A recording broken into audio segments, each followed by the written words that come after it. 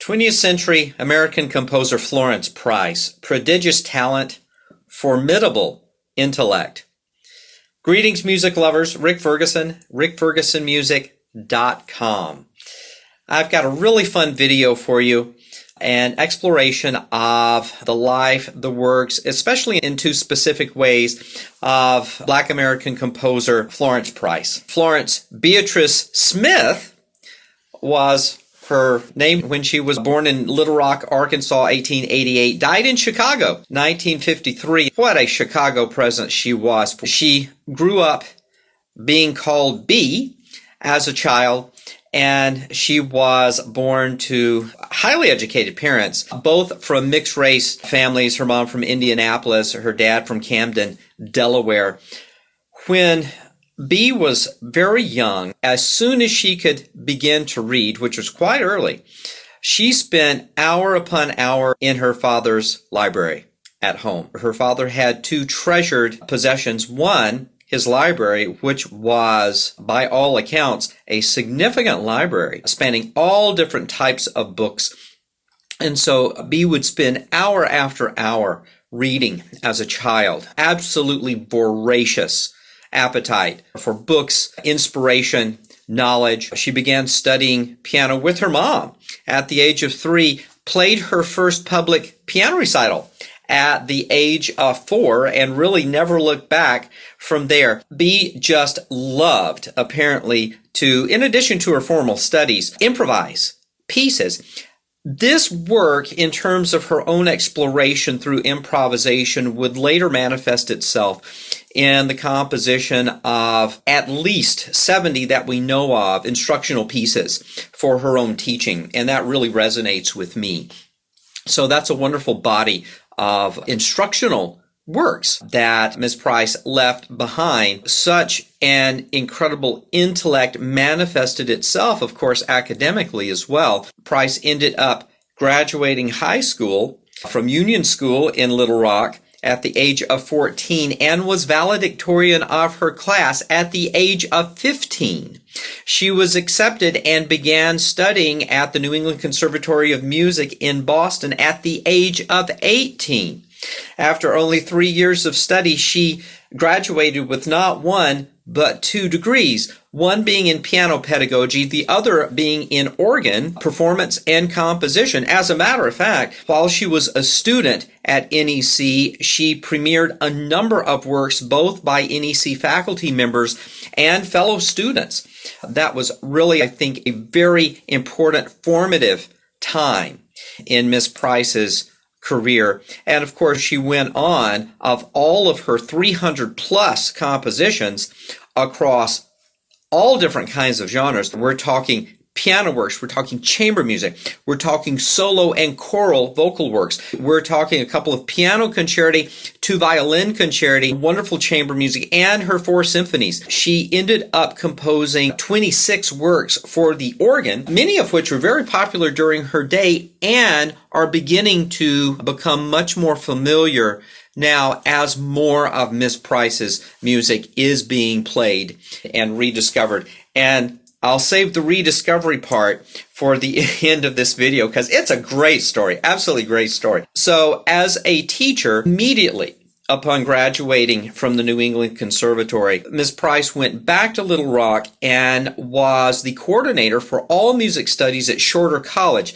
Now, a lot of the black colleges at this time in the early to mid 20th century, especially during the Jim Crow era, were not just colleges, but they would accommodate black students kindergarten through college. So this was a significant undertaking to be able to coordinate an effective music education program for kindergarten through college.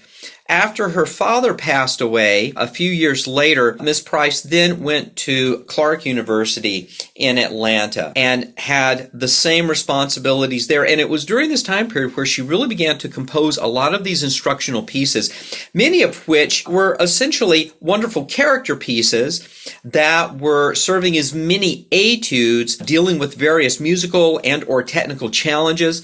And she really solidified a lot of her thinking about teaching during this this time.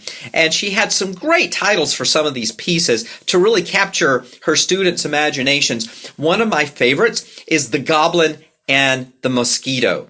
If you do not know The Goblin and the Mosquito, you really should. It's very short. It is incredibly entertaining, and it's a wonderful use of the piano for the younger student in terms of relative major and minor keys existing within the same piece, but also the creation of great sound effects that have a very clear inner narrative about the Goblin and the Mosquito. So, wonderful piece. I want to include my own performance now of Ms. Price's Tarantella.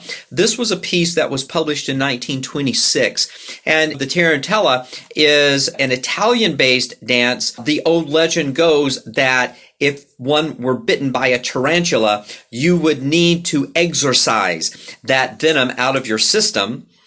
So the Italians thought during the Renaissance, and so the Tarantella was created to help dance away the ill effects of the tarantula's bite. So this is the Tarantella by Florence Price. Enjoy.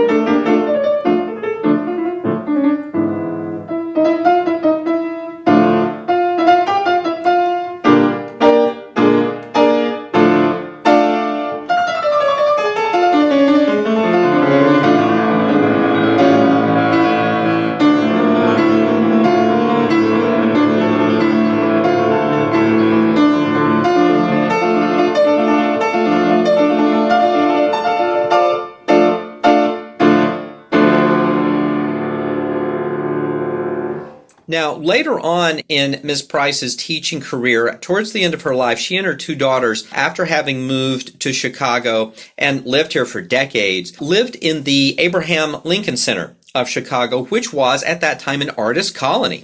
So it housed all manner of creative artists. And apparently Ms. Price had up to 70 students per week. It was during this time that she really solidified her legacy as a teacher. And so many of her students then went on to have such a positive impact in the lives of so many others, and attributing so much of their love of music, their love of the piano, their love of teaching to their time working with Miss Price. So for me as a teacher, it's really inspirational, her story, just completely aside from her composition work, from all of the other work that she did really to move black music forward in the 20th century.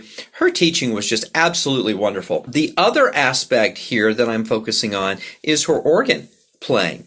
And she was such a wonderful influence and really was the first black woman to be accepted into the Chicago Women's Organist Guild in, I believe, the 1930s, and really was a significant presence in this realm as well. And I would like us now to hear perhaps one of her best known pieces for organ, the Adoration. It's a real musical meditation. And this is an arrangement for violin and piano, and it's been arranged for numerous combinations of instruments. I do very much love this particular arrangement for violin and piano, and my daughter Molly has been kind enough to share this with me. So this is the Adoration by Florence Price. Enjoy.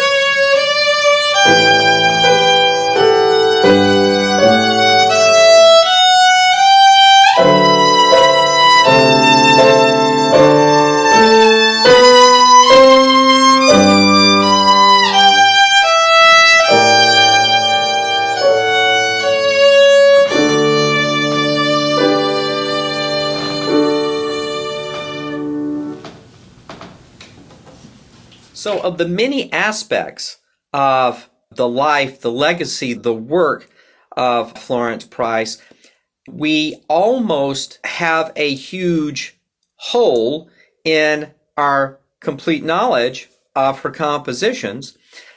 And it was the strangest happenstance. In 2009, a couple purchased a number of properties, old houses, several of which had been unlived in Kankakee County, about 70 miles or so south and west of Chicago. One of these homes, a tree had fallen through a part of the roof, there was water damage, and this couple, the Gatwoods, went in one day to sort of survey the home that they had purchased and were going to rehabilitate and then sell.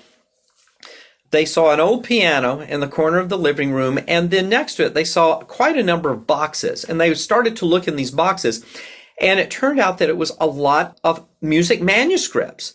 So lots of handwritten manuscripts of various pieces, all kinds, songs, symphonic works, a couple of concerti, some works for piano, works for organ, dozens and dozens of works just sitting there in these boxes in the corner of this old living room. And it turned out to be manuscripts of Florence Price. This house was known earlier as Riverwood, and this was a home for a period of time for Florence Price and her two daughters. And for some reason, upon her death, this collection of Miss Price's manuscripts were left in this home.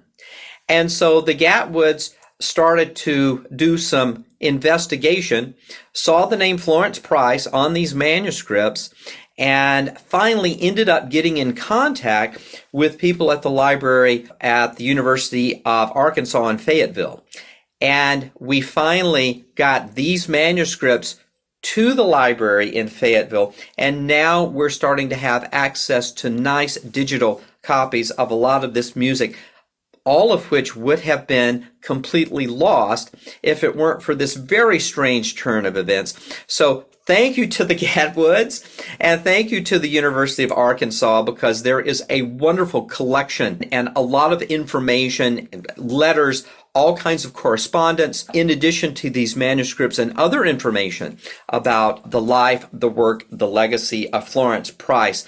So I would certainly encourage you, if you're interested, not only seek out a lot of her music, because there really is something for all tastes among her 300 plus works, but you can actually get a lot of interesting information from the University of Arkansas Library database about Florence Price. And there's been a recent website, florenceprice.com, which also has a lot of this information and is really trying to move her music forward more into the public consciousness. And these days, her music is being performed more and more. So that's absolutely wonderful. So I've enjoyed looking into the life of Florence Price, and I'm currently working on a number of her pieces and really enjoying it. It's such gratifying music.